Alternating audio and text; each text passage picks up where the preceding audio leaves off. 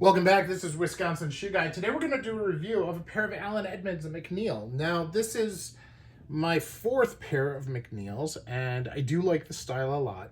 And I've got to say that as calf MacNeils go, this is probably the best example I've ever seen. I have a pair of suede, and I have some shell cordovan ones, or I had a few pairs of shell cordovan ones, but I've since changed sizes. And of course, they're no longer made.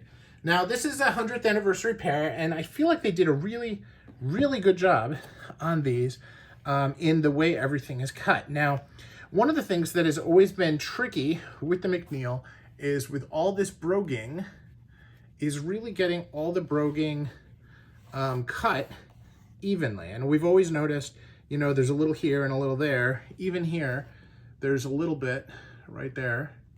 We're kind of flaked off the finish a little bit. And so, you know, you look at these things and you're like, oh, hey, I mean, I wonder why that is. Well, when I was at the factory recently, I actually had the opportunity to watch them making these kind of brogue shoes. And they actually do all the broguing on the cutter. So it's all done at the same time. So they'll cut out the piece and they'll cut out the broguing while they're cutting it. And then, you know, they sew all of this stuff in, you know, by hand with a sewing machine, obviously.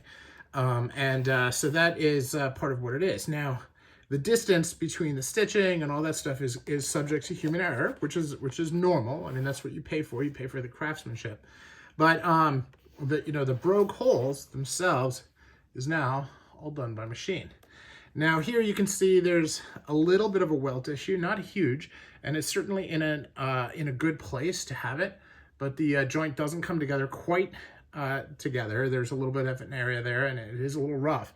Not bad. I mean, for those of you who've got a number of Allen Edmonds shoes, especially ones with what we call the storm welt, but they call a split reverse welt, this is really not bad. That's actually really good.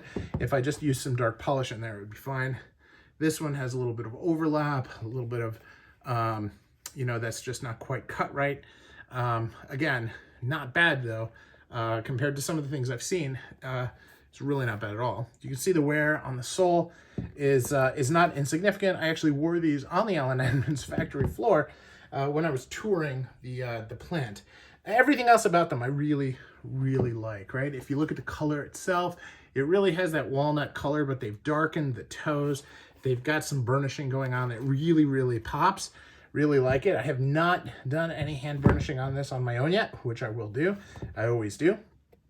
But I really like the way that it's just consistent. The machine work here, you know, there's a little bit of a line here, which is not quite right. That's normally something that they would smooth out. But pretty well done. You can see when I wear my shoes, I tend to wear right there, and that's actually the edge of the welt. And the midsole on these is tremendously thin, and then the outsole is actually tremendously thick, which is an interesting little line item there. So net, you know, I'm really happy. I feel like this is probably the best pair of MacNeils I've owned from a construction standpoint. The suede ones I have are rubber soles, so it's a little bit different look to it. But really happy with them, and really happy with the job that Allen Edmonds did. So that's my thoughts. What are your thoughts in the comments below?